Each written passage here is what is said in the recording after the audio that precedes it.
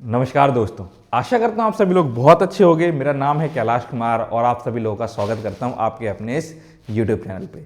जी हाँ, जैसे आप लोग मेरे बैकग्राउंड में देख पा रहे होंगे, ये वीडियो है बिहार में होने वाले एग्ज़ाम डिस्ट्रिक्ट स्पोर्ट्स ऑफिसर की।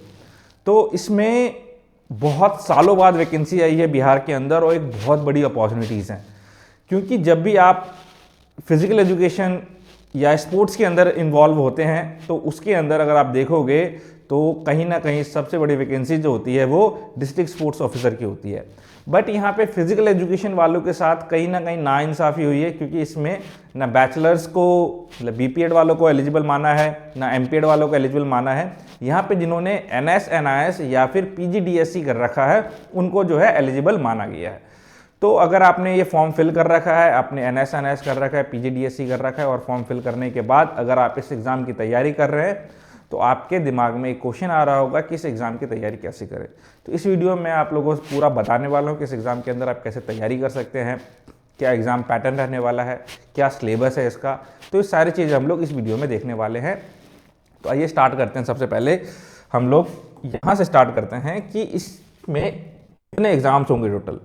तो सबसे पहले अगर मैं बताऊं, इसके अंदर टोटल होंगे आपके 3 एग्ज़ाम। पहला एग्ज़ाम होगा आपका हिंदी का, जो एक क्वालिफाइंग रहेगा। फिर इसमें पार्ट 1 का एग्ज़ाम होगा जो 100 नंबर का होगा। पार्ट 2 का एग्ज़ाम होगा वो भी 100 नंबर का होगा आपका। तो 200 तो आपके जो हैं वो एमसीक्यू टाइप के क्वेश्चन आएंगे, ठीक है, जिसमें से 100 क्वेश्चन जो हैं आपके वो हिंदी वाले रहेंगे, जिसमें आपको 30% लाना पड़ेगा, वो क्वालिफाइंग रहेगा, उसका फाइनल लिस्ट में जो है जोड़ा नहीं जाएगा। बाकी पार्ट 1 100 नंबर का, पार्ट 2 100 नंबर का, जो आपके मेरिट में जुड़ेगा, ठीक है। तो ये रहने वाला है, मैं आपको बता देता हूँ डिटेल में अच्छे से। देखो, हिंदी 100 नंबर का, कितने का? 100 नंबर का, जो सिर्फ क्वालिफाइंग रहेगा। आप इसमें अगर 30% लाते हो, मतलब 30 नंबर ले आते हो, तो आप क्वालिफाई कर जाते हो पेपर जो आगे के होने वाले हैं आपके, ठीक है। पेपर 1 और पेपर 2 जो होगा आपका, पेपर 1 और पेपर 2 भी आपका 100 नंबर का होगा। ये जो 100 नंबर के आपके पेपर होने वाले हैं ये एमसीक्यू बेस्ड होने वाले हैं, ठीक है। ये क्या होने वाले हैं? एमसीक्यू बेस्ड होने वाले हैं। तो 200 नंबर आपका इधर हो गया, ये 200 नंबर इधर हो गया। उसके बाद 50 नंबर आपके जो स्पोर्ट्स अचीवमेंट है उसके हो गए। 35 नंबर आपका जो ग्रेजुएशन में मार्क्स है या फिर जो आपने प्रोफेशनल कोर्सेज किए हैं उसके हो गए 35 मार्क्स। और 15 मार्क्स हो गए आपके वो साक्षात्कार के हो गए, मतलब आपने पीएचडी कर रखी है, ठीक है, आपके पास बाकी और क्या एजुकेशन क्वालिफिकेशन है, ठीक है। तो इन सब चीज़ों के बेस पे आपके जो हैं ये नंबर बनेंगे और टोटल जो है आपके 300 मार्क्स में से आपका फाइनल सिलेक्शन हो। कितने में से? 300 में से। तो सबसे पहले 200 नंबर का जो है आपका रिटन टेस्ट, ठीक है। फिर उसके बाद खेल उपलब्धि, आपने वर्ल्ड चैंपियनशिप में पार्टिसिपेट किया, ओलंपिक में किया, एशियन में किया है, नेशनल में किया है, ठीक है। फर्स्ट है तो उसका अलग नंबर है, सेकंड का अलग नंबर है, थर्ड का अलग नंबर है, पार्टिसिपेशन का अलग नंबर है। फिर स्नातक एवं खेल संबंधित प्रोफेशनल कोर्सेज, अगर आपके ग्रेजुएशन में कितने मार्क्स हैं, फर्स्ट डिवीजन से हो, सेकेंड डिवीजन से, थर्ड डिवीजन से, ठीक है। फिर उसके बाद आपने एनएस में जो है फर्स्ट डिवीजन से क्वालिफाई किया है, सेकंड डिवीजन से, थर्ड डिवीजन से, इस तरीके से आपके हैं। फिर है साक्षात्कार। साक्षात्कार में अगर आपने पीएचडी करी है, ठीक है, तो उसके अलग से आपको नंबर मिल रहे हैं। तो ये सारी चीज़ें हैं इसके अंदर। फिर टोटल 300 में से आपका फाइनल मेरिट बनेगा। तो ये चीज़ है। अब बात करते हैं जो ये रिटर्न एग्जाम होने वाला है, 100 नंबर के, 200 नंबर के जो रिटन एग्जाम होने वाले हैं, ये आप लोगों के लिए सबसे ज़्यादा इंपॉर्टेंट है, क्योंकि ये सब चीज़ें तो आप ऑलरेडी कर चुके हैं, इसमें आप लोगों को कुछ नहीं करना। ये आपके पास एज इट इज़ जो है रखा हुआ है, आपने बस प्रेजेंट करना है वहाँ पे जाके। ये जो पेपर 1 और पेपर 2 आपका होने वाला है, ये भी फर्दर 2 पार्ट में डिवाइड है, पार्ट 1 और पार्ट 2। तो पार्ट 1 सामान्य ज्ञान, ठीक है, जो 25 नंबर का आपका रहने वाला है पेपर 1 में, और पेपर 1 में भाग बी जो है आपका वो 75 नंबर का रहने वाला है। और इसके अंदर खेल, खेल प्रशिक्षण, खेल मनोविज्ञान एवं मानव शरीर रचना, मतलब anatomy and physiology, sports psychology, आपका जो है गेम का मेजरमेंट्स वगैरह होता है, वो सारी चीज़ें, और स्पोर्ट्स ट्रेनिंग जो है आपकी इसके अंदर पूछी जाएगी। 2 घंटे का एग्जाम होगा, 100 नंबर का। पेपर 2 भाग ए, इसके अंदर खेल प्रबंधन एंड संचार प्रौद्योगिकी, मतलब स्पोर्ट्स मैनेजमेंट की चीज़ें जो है आपकी इसके अंदर 25 नंबर की रहने वाली है। और फिर 75 मार्क्स की जो है आपकी इसके अंदर खेल प्रशिक्षण सिद्धांत, मीडिया, खेल संघ, खेल संस्थान, खेल अवार्ड, ये 75 मार्क्स के रहने वाले हैं आपके। टोटल 100 मार्क्स का ये रहने वाला है। तो ये जो पूरा सिलेबस है 200 मार्क्स का, तो आइए हम इसको देखने वाले हैं कि 200 मार्क्स का सिलेबस जो है इसमें क्या क्या चीज़ें दी गई हैं। तो उसे स्टार्ट करने से पहले, इसको स्टार्ट करने से पहले मैं आप लोगों को बताना चाहता हूँ कि अगर आप इस एग्जाम की तैयारी करें, डिस्ट्रिक्ट स्पोर्ट्स ऑफिसर की, डीएसओ की, डिस्ट्रिक्ट स्पोर्ट्स ऑफिसर की, जो एक बहुत बड़ी अपॉर्चुनिटी है, और इस अपॉर्चुनिटी को बिल्कुल मिस मत करना, जो इस फॉर्म में एलिजिबल है फिल करने के लिए और जिन्होंने ये फॉर्म फिल किया है डिस्ट्रिक्ट स्पोर्ट्स ऑफिसर का।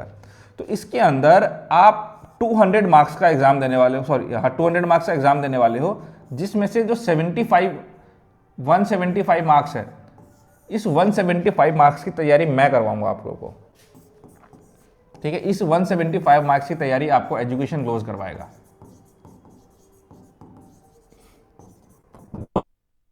नंबर की तैयारी आपको एजुकेशन ग्लोज करवाएगा।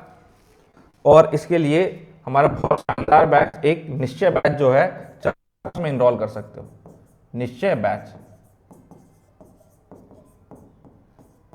25 नंबर जो है आपका वो जनरल पार्ट है, जिसमें बिहार के डिस्ट्रिक्ट्स के बारे में, कल्चर के बारे में, ठीक है, टूरिस्ट प्लेस के बारे में, ये सब पढ़ना है। तो 25 मार्क्स की तैयारी आप खुद करिए। बाकी 175 मार्क्स की तैयारी एजुकेशन ग्लोज आपको करवाएगा। इसके लिए आप निश्चय बैच में इनरोल कर सकते हैं। और बाकी अगर आपको बैच की और डिटेल चाहिए तो आप हमें इस नंबर पे कांटेक्ट कर सकते हैं, ठीक है। अगर इस नंबर पे कॉल में लगे तो आप इस नंबर पे हमें कांटेक्ट कर सकते हैं।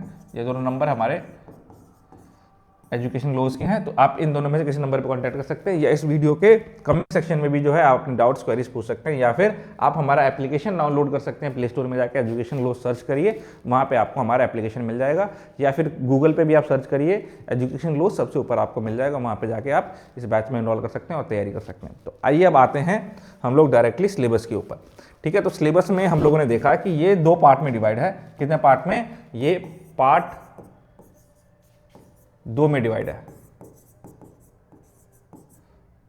Part 1, part 2। पार्ट 1 में भी फिर ए है और बी है, पार्ट 2 में भी ए और बी है, ठीक है। तो हम लोग पहले पार्ट 1 को देखते हैं। पार्ट 1 का मतलब paper 1, part a general knowledge, ठीक है। जनरल नॉलेज है आपका, टोटल मार्क्स 25 आपका रहने वाला है। ये कितने का? 25 का। ये ए जो है 25 मार्क्स का, और ये 75 मार्क्स का, और ये 75 मार्क्स का। चलिए ठीक है। तो इसके अंदर आप देखोगे तो जनरल साइंस क्वेश्चन आपके जनरल साइंस में रहेंगे। बेसिक अंडरस्टैंडिंग आपके साइंस की, डे टू डे लाइफ से रिलेटेड।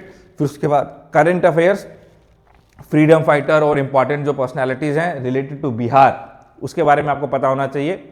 फिर स्पोर्ट्स हिस्ट्री बिहार की क्या रही है, बेसिक जो नंबर सिस्टम है, न्यूमरिक नंबर सिस्टम है बेसिक, उसके बारे में आपको इन्फॉर्मेशन रहनी चाहिए। देखो ये जो एग्जाम की आपको तैयारी करनी है ना, ये जो बेसिक नंबर वगैरह और ये करंट अफेयर्स वगैरह, तो इन एग्जाम्स की ना आप तैयारी कर सकते हो बड़े अच्छे तरीके से। इसके बारे में आप लोगों को बता दूंगा, ठीक है। बट अगली वीडियो में बताऊंगा आपको डिटेल में कि ये जो 25 नंबर है इसकी तैयारी आप कैसे कर सकते हैं पेपर 1 की, ठीक है। मैं करवाऊंगा तो नहीं, लेकिन आपको बता दूंगा कि इसकी तैयारी आप कैसे कर सकते हो। फिर knowledge of Hindi and English language आपको होना चाहिए, हिंदी और इंग्लिश लैंग्वेज का नॉलेज होना चाहिए, ज्योग्राफी का पता होना चाहिए, लोकेशन एंड बाउंड्रीज के बारे में पता होने चाहिए बिहार के। फिर उसके बाद डिस्ट्रिक्ट्स के बारे में पता होना चाहिए आपको। फिर उसके बाद इंपॉर्टेंट प्लेसेस जो हैं, civilisations, traditions, archaeological and tourist centres of Bihar, जो स्कीम्स चल रही हैं गवर्नमेंट ऑफ इंडिया की, उसके बारे में आपको पता होना चाहिए रिलेटेड टू स्पोर्ट्स। फिर ओलंपिक, कॉमनवेल्थ और एशियन गेम्स के बारे में आपको हिस्ट्री पता होना चाहिए।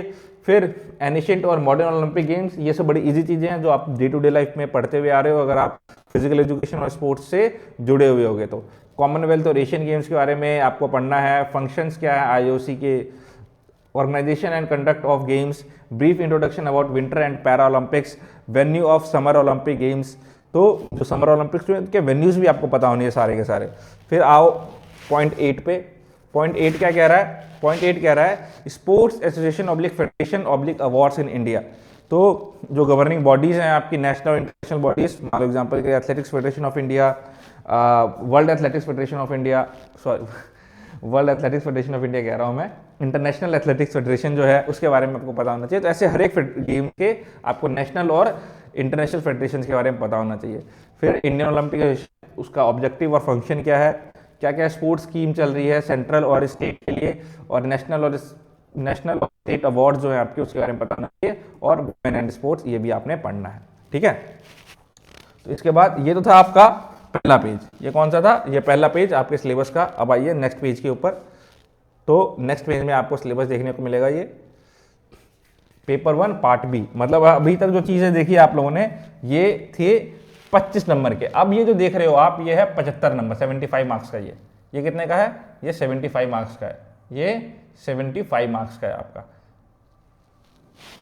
आपने जनरल साइंस और कुछ बेसिक चीजें हैं वो देख ली है। अब देखिए ये 75 मार्क्स का, जिसमें स्पोर्ट्स ट्रेनिंग है।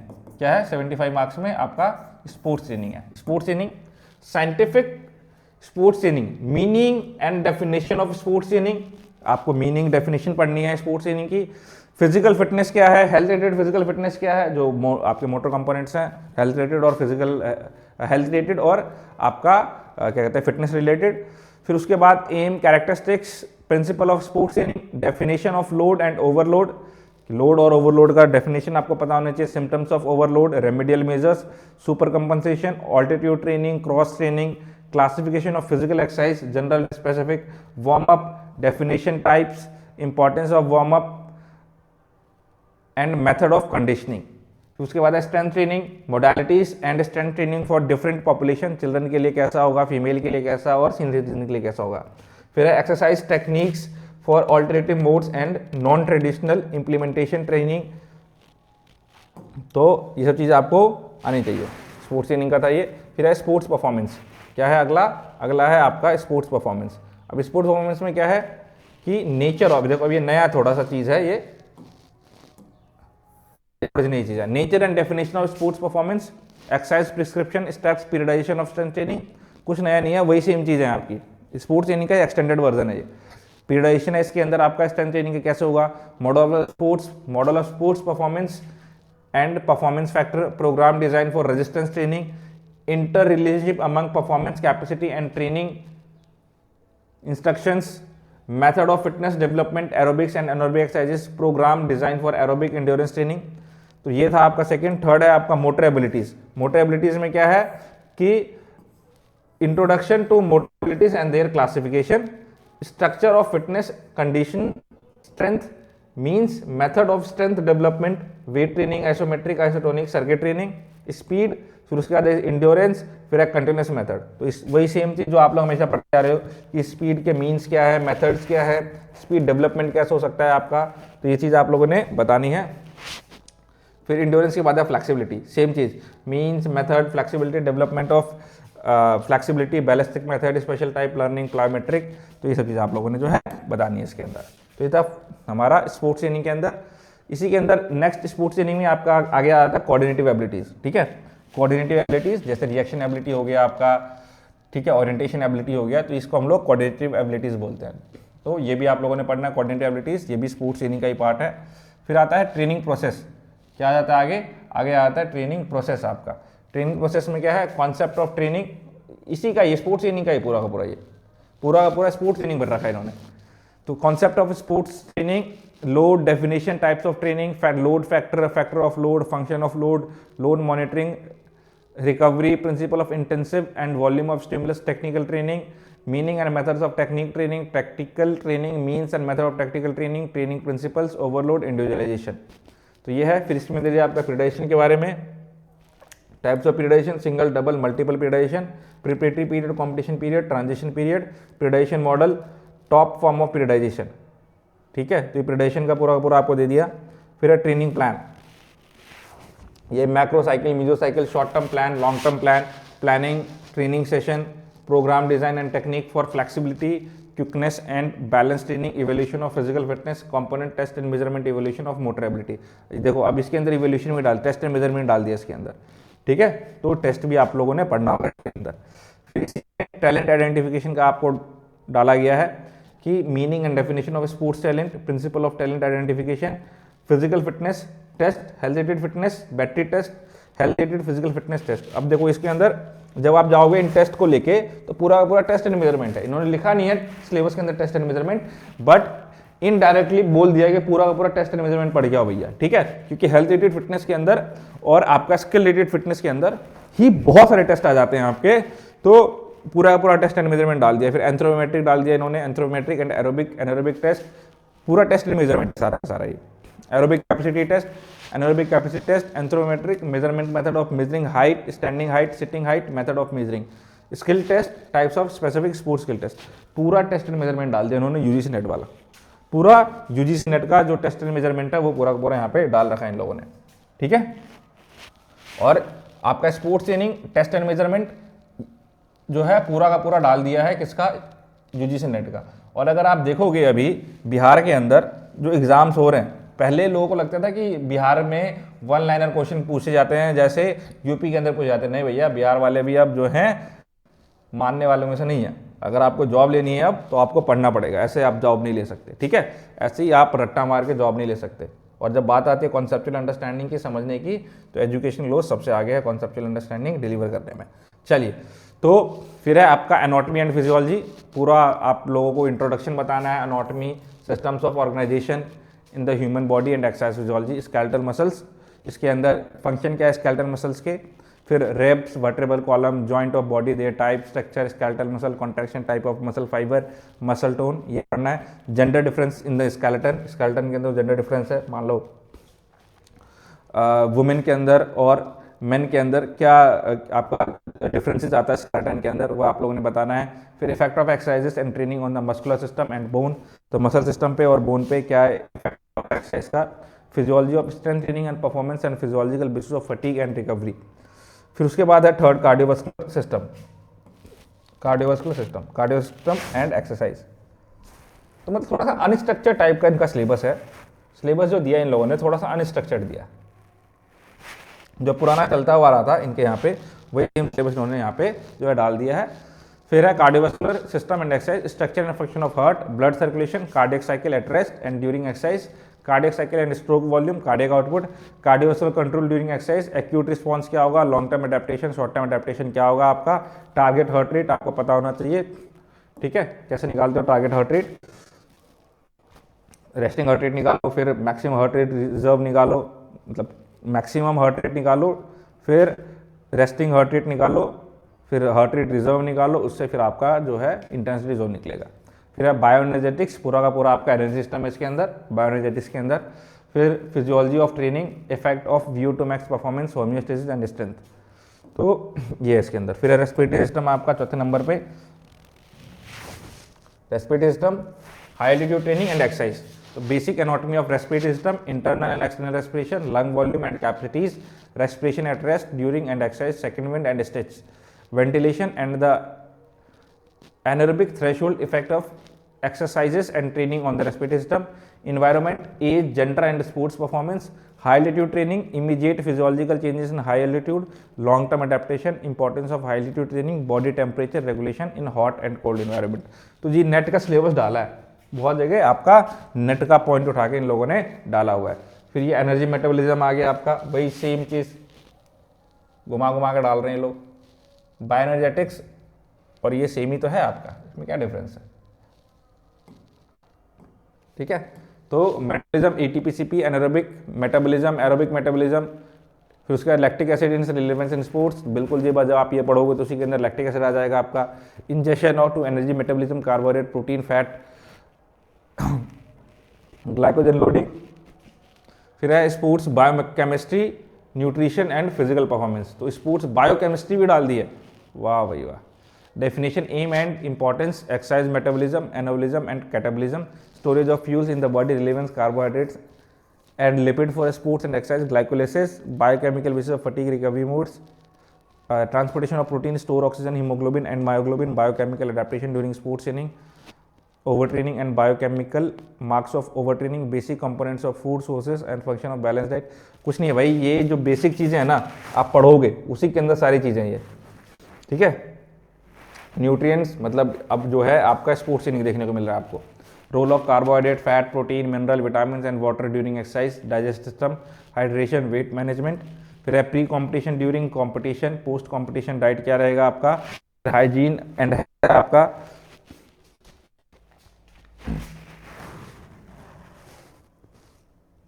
फिर है आपका sports anthropometry, nature and scope in sports, body composition, concept of physics in different sports and games, somatotypes पूरा पूरा पूछा है इसमें, human growth, physical growth and development, changes in the relation to age, adolescent growth, spurt effect on training, growth and development, role of anthropometry in talent identification for sports. फिर है sports psychology आपका, क्या है sports psychology.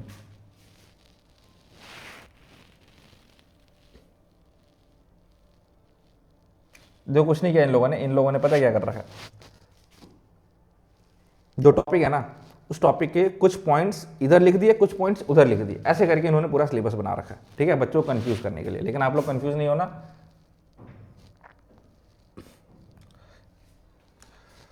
Sports psychology है आपका, जिसके अंदर sports psychology का इंट्रोडक्शन, कॉन्सेप्ट, इंपॉर्टेंस, ठीक है, स्कोप क्या है स्पोर्ट्स साइकोलॉजी, और इफेक्ट ऑफ पर्सनालिटी क्या पड़ता है स्पोर्ट्स परफॉर्मेंस के ऊपर, पर्सनालिटी का क्या इफेक्ट पड़ता है स्पोर्ट्स परफॉर्मेंस के ऊपर। फिर है इमोशन, इसी का पार्ट है, स्पोर्ट्स साइकोलॉजी का ही पार्ट है, emotion process and sports performance, emotion, stress, fear, anxiety और aggression, role of thinking and sports performance, emotional stability, regulation in sports, arousal, performance relation in sports. देखो भाई मैं आपको एक चीज़ बता देता हूँ, सिंपल सी बात, सिंपल लैंग्वेज में। अभी जस्ट बिहार स्टेट का एग्जाम हुआ है, जस्ट बिहार स्टेट का एग्जाम हुआ, क्वेश्चन पेपर उठा के देख लेना, अच्छे खासे क्वेश्चन है बिहार स्टेट में, मतलब काफ़ी अच्छे क्वेश्चन, और उसके अंदर नेट के क्वेश्चन भी हैं। नेट के क्वेश्चन अगर आप उठाओगे तो उसके अंदर पूछे गए हैं, ठीक है। तो इसमें अब सोचो, जब स्टेट में ऐसे क्वेश्चन पूछे गए हैं, बीपीएससी में जो टीचर वाला होता है उसमें अच्छे खासे लेवल के क्वेश्चन पूछे जाते हैं, तो बीपीएससी में जो ये स्पोर्ट्स ऑफिसर का एग्जाम होगा तो ये ला कर रख देगा भाई वो, ठीक है। तो तैयारी आपको अच्छे से करनी पड़ेगी, ऐसे जो सोचोगे कि चले जाओ बस एग्जाम देने के लिए, नहीं होने वाला आपका। तो आपको अच्छे से तैयारी करनी पड़ेगी कि ऐसा मौका बार बार नहीं मिलेगा आपको। चलिए, तो फिर है motivation of sports, sports motivation, type of motivation, technique of motivational enhancement, achievement motivation, psychological basis of sports motivation, interest, attitude, aptitude, principle and process of goal setting in sports, benefits of sports, benefits of goal setting, ठीक है, goal setting, psychological preparation in sports, meaning, importance and concept of psychological preparation, pre competition period, long term and short term preparation, competition period, optimizing team behavior and performance, difference between team and group, application of positive psychology for excellence in sports, mental toughness का हो गया। फिर sociology आ गया आपका पूरा का पूरा ये, जिसमें social characteristics, group and team work, basic approaches to leadership, और concept, characteristics and application of flow state in sports. Flow का स्टेट होता है कि एक ऐसा स्टेट जिसमें सिर्फ आप पूरा का पूरा जिस चीज़ में लगे हुए हो उसी में आप इन्वॉल्व हो, किसी और दूसरी चीज़ के ऊपर ध्यान नहीं है आपका। फिर आ जाता है आपका स्पोर्ट्स मेडिसिन, ठीक है। अब क्या आ गया आपका स्पोर्ट्स मेडिसिन आ गया।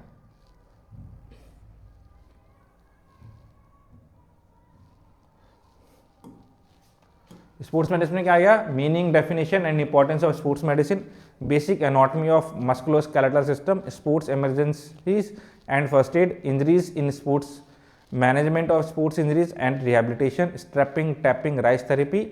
फिर है major sports injury, classification of injury, skin, ligament, bone, soft tissue and muscular skeleton problems and prevention, treatment and rehabilitation, risk factor, preventive measures and prevention of illness in sports. फिर है over use injuries, prevention, treatment and principle and phases of rehabilitation.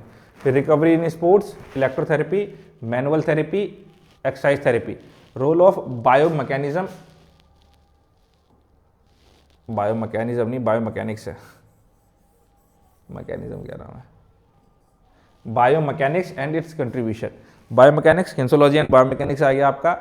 तो basic of किन्सोलॉजी आपको पता होना चाहिए, importance. फिर उसके बाद मैकेनिकल एक्सेस, मतलब प्लेन्स एंड एक्सेस आपको पता होना चाहिए। आगे है आपका types of plane and axes. फिर है मेजर, मतलब जॉइंट, जो मसल्स हैं आपके उसके जॉइंट्स के बारे में पता होना चाहिए, मेजर मसल्स के टाइप ऑफ जॉइंट्स पता होना चाहिए आपको। फिर स्ट्रक्चर ऑफ मोटर एक्शन पता होना चाहिए। मोशन जो है आपका लीनियर मोशन, एंगुलर मोशन, इसके बारे में पता होना चाहिए। फिर उसके बाद ये जो कॉमन चीज़ें हैं कौन कौन सी, जैसे आपका डिस्प्लेसमेंट, वेलोसिटी, एक्सेलरेशन, डिस्टेंस, ठीक है, ये सब। फिर है type of force, internal external force, centripetal centrifugal force, friction, gravitational force, ये पता होना चाहिए। फिर उसके बाद lever, type 1, type 2, type 3 lever पता होना चाहिए। स्टेबिलिटी के बारे में आपको पढ़ना पड़ेगा। फिर इसी के अंदर नेक्स्ट पॉइंट जो आपका आ जाता है वो आ जाता है वर्ल्ड और नेशनल एंटी डोपिंग एजेंसी, ठीक है। फिर इंट्रोडक्शन क्या है वाडा का और नाडा का, आईओसी के रूल्स क्या हैं डोपिंग को लेके, वाडा और नाडा का रोल क्या है फेयर प्ले में, डोपिंग के बारे में आपको पता होना चाहिए। फिर उसके बाद प्रोहिबिटेड सब्सटेंस कौन से और टेस्टिंग प्रोसीजर क्या रहता है, तो इसके बारे में भी आपको पता होना चाहिए। तो कुछ हल्की फुल्की चीज़ें आपको इसमें ऐड ऑन करनी पड़ेगी अगर आप तैयारी करते हो। तो ये था अभी तक का पेपर 1 का, ठीक है। पेपर 1 का अभी तक आप लोगों ने देखा 100 मार्क्स का टोटल। अब पेपर 2 का आप लोग देख रहे हो, पेपर 2 भी जो है आपका 100 मार्क्स का है। अब अभी पेपर 2 का पार्ट 1 देख रहे हो आप, जो 25 मार्क्स का है। पेपर 2 का पार्ट 1 जो 25 मार्क्स का है। तो अब यहाँ से स्पोर्ट्स मैनेजमेंट स्टार्ट हो जाता है आपका। तो sports management and communication technology, तो nature and significance of management in sports management, function क्या है स्पोर्ट्स मैनेजमेंट के, ठीक है।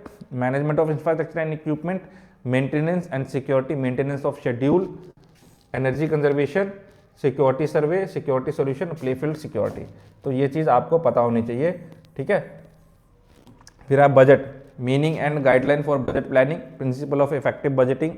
फिर है management of sports event and recreational process, progress of health club,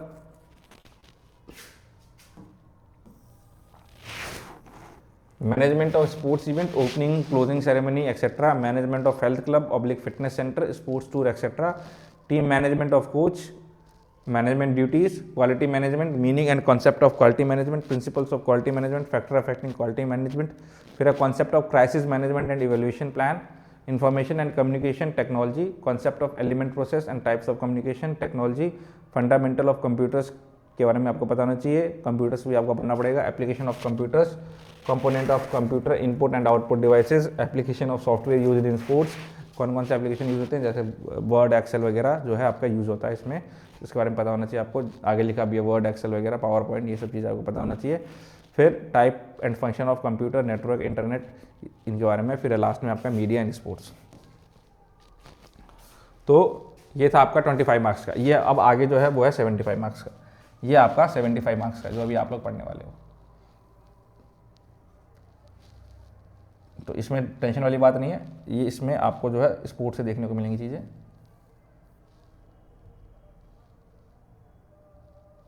तो क्या है इसके अंदर, historical development of games world, Asia और इंडिया लेवल पे, structure and functions, controlling bodies of the games, glossary of the terms use in games, कौन कौन से टर्म्स यूज़ की जाती है गेम्स में, organisation and management of sports competition, कैसे कोई स्पोर्ट्स कंपटीशन जो है ऑर्गेनाइज और मैनेज किया जाता है, फिक्सचर के बारे में आप लोगों को पढ़ना होगा, फैसिलिटीज़ और इक्विपमेंट्स जो है उसके बारे में पढ़ना होगा, गेम्स के रूल्स एंड रेगुलेशंस के बारे में आपको पता होना चाहिए, मैकेनिक्स ऑफ ऑफिशियलिंग, तो ये चीज़ें इसके अंदर। फिर है qualities of a successful coach, क्या क्या क्वालिटीज़ होनी चाहिए सक्सेसफुल कोच के अंदर, qualities and abilities of a coach, method of teaching and coaching. फिर है टेक्निक, स्किल, टैक्टिक। फिर है आपका इसके अंदर importance and classification of technique, description of technical oblique skill of games, means for evaluation and of progress, learning and performance of technique, skill test, statistics and observation, planning and training for elite sports performance या sports person, long term plan, yearly plan, periodisation, training plan, schedule, programme, meaning and need for evaluation, techniques in physical fitness, variable speed, strength, agility, endurance and flexibility, inspection, observation, supervision of sports planning, coaching of players, importance, principle and technique of supervision, sports planning or coaching of players, qualities of a good supervisor and inspector। तो ये आपका जो है part 2 छोटा सा है आपका इसमें। और इस कि अगर सिलेबस की पीडीएफ भी चाहिए तो आप हमारे टेलीग्राम पे जाके ज्वाइन हो जाइए, वहाँ पे आपको जो है इसका पीडीएफ मिल जाएगा टेलीग्राम पे हमारे, ठीक है। और बाकी जैसे मैंने आप लोगों को बताया इसमें 25 मार्क्स को छोड़ के बाकी जो 175 है उसकी तैयारी मैं आपको बड़े अच्छे तरीके से करवा सकता हूँ। एजुकेशन ग्लोस ऐप इंस्टॉल करिए, वहाँ पे निश्चय बैच में इनरोल करो और शानदार तरीके से हमारे साथ मिलकर इस डिस्ट्रिक्ट स्पोर्ट्स ऑफिसर एग्जाम की तैयारी करो और इसको अचीव करो, ठीक है। तो बाकी कोई डाउट, कोई क्वेश्चन है तो आप लोग हमें कमेंट सेक्शन में पूछ सकते हैं। आज के इस वीडियो में इतना ही। This Kailash Kumar signing off. Thank you.